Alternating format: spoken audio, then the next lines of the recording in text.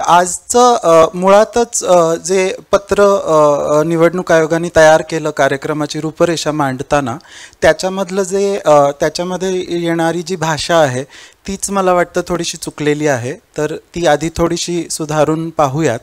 आणि त्याच्यामध्ये असं म्हटलं की लोकशाही एकीकडे कुठेतरी आहे आणि तृतीयपंथीयांचा त्या लोकशाहीमध्ये सहभाग फार कमी आहे आणि म्हणून आता आपण त्यांना सामावून घेऊयात.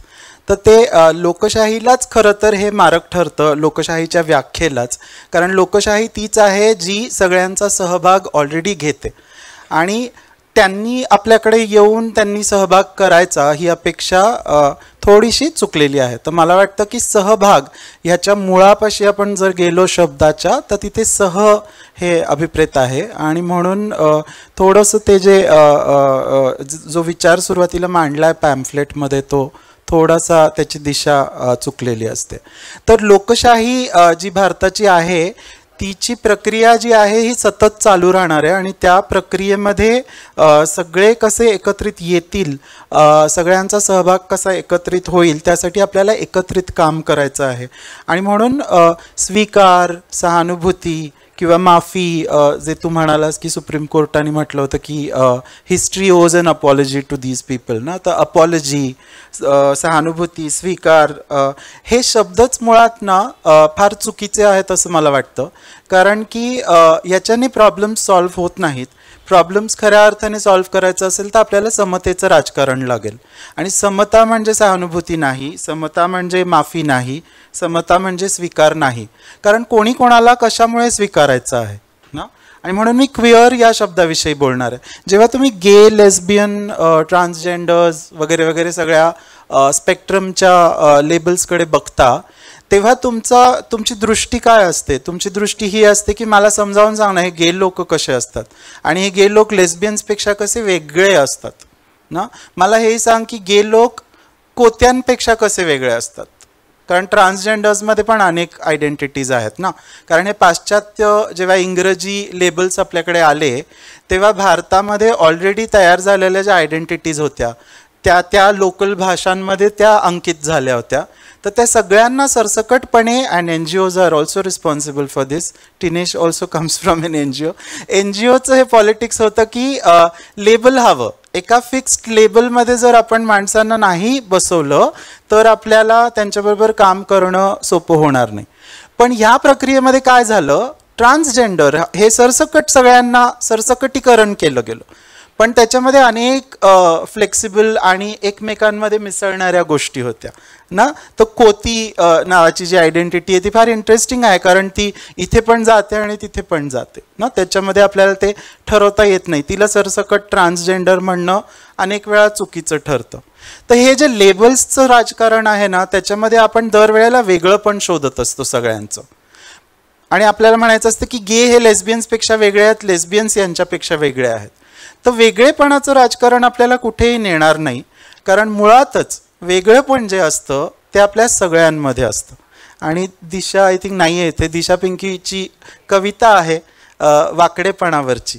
ती वेगळेपणाला वाकडेपणा हा शब्द वापरते. तर क्विअर या शब्दावर मी आज बोलणार आहे आणि थांबवतो आणि त्या कवितेतला काही भागही ऐकवतो. तर मला वाटतं की आजच्या राजकारणाला आपल्याला सगळ्यांना, म्हणजे हेट्रोसेक्शुअल्सना धरून होमोसेक्शुअल्स, लेस्बियन्स, गेज, ट्रान्सजेंडर्स, हिजडे सगळ्यांना धरून आपल्याला राजकारण करायचं असेल तर ते समतेचं राजकारण असेल. आणि त्या समतेच्या राजकारणाच्या मुळाशी आपल्याला हे समजून घेतलं पाहिजे की आपण सगळेच क्विअर आहोत. तर क्विअर आपण कशा अर्थाने आहोत? क्विअर या शब्दाचा जर अर्थ तुम्ही बघायला गेलात, आजच्या सत्राचा टायटल पण आहे अर्थ आणि फरक. तर क्विअर हा शब्द असा आहे की तो कोडिफायच होऊ शकत नाही. म्हणजे तुम्ही त्याला कोडिफायच करू शकत नाही, तुम्ही त्याला डिफाईनच करू शकत नाही, कारण तो कशातच बसत नाही.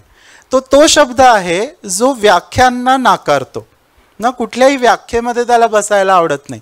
तो म्हणतो मी इकडे पण असू शकतो, मी तिकडे पण असू शकतो, आज मी इकडे असू शकतो, उद्या मी तिकडे असू शकतो. तर म्हणून हा जो शब्द आहे जो LGBTच्या राजकारणामधनं उदयाला आलेला आहे तो आपल्याला सगळ्यांना खूपच दिशादर्शक ठरणार आहे असं मला वाटतं. आणि म्हणून आपल्याला सगळ्यांना, जर सरकार निरनिराळे हक्क देत असेल आणि ते हक्क देताना सरकाराचं राजकारण हे असतं की तुम्ही कोडमध्ये या, एका कोड आयडेंटिटीच्या कॉडिफिकेशनमध्ये तुम्ही सामील व्हा. म्हणजे तुम्हाला हक्क मिळतील त्यासाठी तुम्हाला ओळखपत्र लागेल एक तृतीयपंथी म्हणून ना. आणि मग तुम्ही परत नवीन कॅटेगरी जाणणार की असली हिजड़ा कौन है और नकली हिजड़ा कौन है ना. फिर नकली हिजड़े बाहर जाएंगे इस समता में से ना, क्योंकि वो तो नकली थे ना, तो असली ही अंदर आ जाएंगे. तर हे जी प्रक्रियेचं राजकारण आहे ना कॉडिफिकेशनचं, तेच मुळात चुकलेलं असतं. कारण समता बाबासाहेबांनी जसं व्यक्ती हा शब्द वापरला आहे तो जेंडर न्यूट्रल आहे, सेक्शुअलिटी न्यूट्रल आहे, तो सगळ्यांसाठीच आहे. तर आपल्याला समतेचं राजकारण करताना सुद्धा या लेबल्सच्या भानगडीत न पडता आपल्याला असा एक मुद्दा धरावा लागेल सगळ्या माणसांमधला जो त्यांना संघटित करू शकेल. त्यामुळे केवळ हिजड्यांची संघटना किंवा केवळ गे लोकांची संघटना असं न करता समतेच्या राजकारणासाठी आपल्याला एक मुद्दा लागेल जो आपल्याला सगळ्यांना जोडून घेईल, आणि तो मुद्दा आहे क्विअरचा. कारण या कार्यक्रमाच्या वेळी 2 मिनटं अजून, सॉरी दिनेश, या कार्यक्रमाच्या वेळी पल्लवी जाधव जेव्हा सगळ्यांना शोधत होत्या तर त्या म्हणाल्या की आमच्याकडे एक टी आहे, इंटू ब्रॅकेट टी घातलं नावाच्या पुढे, आमच्याकडे एक ना ट्रान्सजेंडर आहे, तृतीयपंथी आहे, एक ट्रान्स मॅन आहे, एक लेस्बियन आहे. स्मृतीला स्वतःला अजून ठरवलं नाही आहे खरं तिने की ती लेस्बियन आहे का ट्रान्स मॅन आहे, पण तरी तिला ब्रॅकेटमध्ये कोडिफाय केलं की ती एल आहे. आणि मला म्हटले तुम्ही जी आहे. सर पण आम्हाला क्यू सापडत नाही आहे कुठेच. तर हा एक फार इंटरेस्टिंग प्रश्न होता की क्यू कुठे शोधायचा. तुम्ही म्हटलं माझ्याच नावापुढे तुम्ही क्यू लावा, आणि त्या क्यूचा अर्थ मी वाकडेपणा म्हणून लावतो, आणि तिथे मी दिशाची एक कविता ऐकवतो आणि तिलाही काहीतरी बोलायचं तर मी सांगतो. आपण सगळेच वाकडे आहोत खरं. सेक्शन 377 जो आम्हाला गुन्हेगार ठरवत होता तो खरं तर हेट्रोसेक्शुअल्सना सुद्धा गुन्हेगार ठरवत होता. कारण तो म्हणत होता की संभोग हा फक्त प्रजननासाठी व्हायला पाहिजे, त्याच संभोगाला नैसर्गिक म्हटलं जातं ना. आणि खरं तर हेट्रोसेक्शुअल्स आमच्याही आधीपासून अनेक संभोग प्रजननासाठी करत नव्हते, म्हणून ते आमच्या आधी वाकडे होते ना. तर दिशाची एक खूप चांगली दिशादर्शक कविता आहे. तू सरळ मी वाकडा, तू सरळ मी वाकडा, तू विचारलं मी विचारलं तू सरळ की वाकडा, तू म्हणालास मी सरळ, मी स्वीकारलं अगदी सहजतेनं. तूही विचारलं मी सांगितलं म्या बाया वाकडी ना.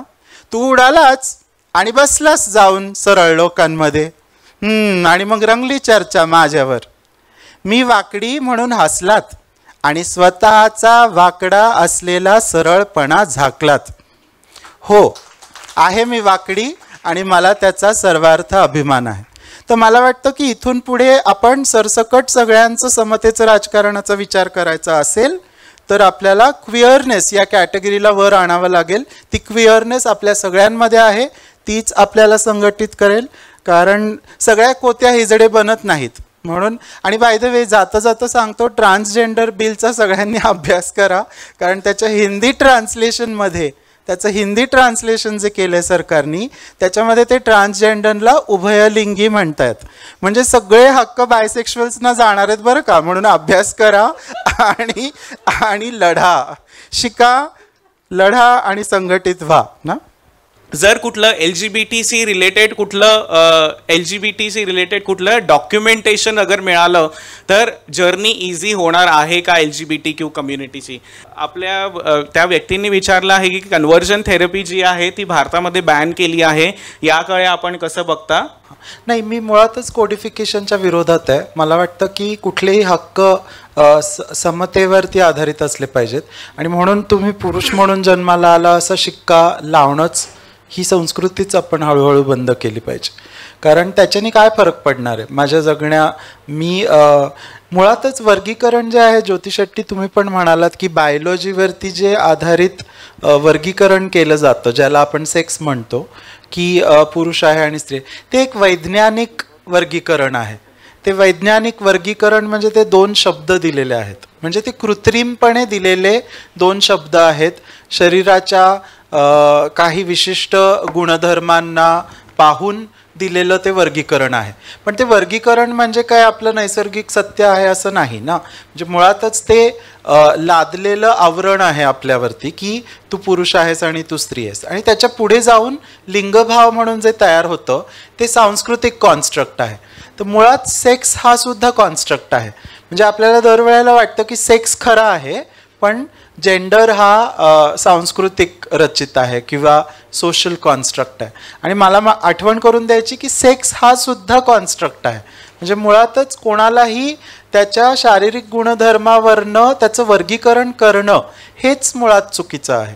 कारण की ते वर्गीकरण आणि सत्य यांचा काहीही संबंध नाही आहे ना. तर म्हणून मी मुळातच कोडिफिकेशनच्या विरोधात आहे. असं डॉक्युमेंटेशन जर झालं, मला जर असा शिक्का मिळाला जन्मापासूनच, समजा मी इंटरसेक्स असीन, तर नक्कीच त्याचा फायदा आज अशा अर्थाने होईल, दिशाने पण तो मुद्दा आणलेला आहे आज, की आम्हाला वेगळं पाडलं जातं म्हणून आम्हाला आमचं वेगळेपण धरून आम्हाला राजकारण करावं लागणार आहे. म्हणजे ओळखीचं राजकारण, आयडेंटिटी पॉलिटिक्स का तयार होतं? ते एवढ्यामुळे तयार होतं की माझी आयडेंटिटी काय आहे याच्यामुळे माझ्यावरती शोषण होतं. म्हणजे उदाहरणार्थ मी गे आहे म्हणून मला त्रास दिला जातोय. समजा मी कुठल्या तरी विभागात, म्हणजे ते सत्यच आहे, मी जर्मन विभागात कामाला होतो, तर मी गे आहे म्हणून मला त्रास दिला जातोय, पण माझ्या गे असण्याबरोबर मी दलित आहे, म्हणजे मातंग समाजाचा आहे, म्हणून सुद्धा माझ्यावर, म्हणजे गे अधिक मातंग हे एकत्र येतं, तेव्हा माझी आयडेंटिटी त्यांच्यासाठी अजूनच एक ही होते, काय म्हणतात, शोषणासाठी एक निमित्त बनून जाते. तर मुळात मी स्वतः त्या आयडेंटिटीज मानत नसलो तरी सुद्धा समोरचा ती माझ्यावर लादतोय आणि त्याच्यामुळे माझं शोषणही करतोय.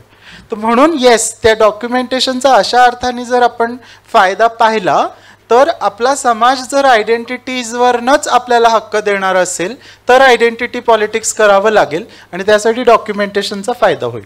पण आता गे माणूस कसा ठरवायचा लहानपणीच?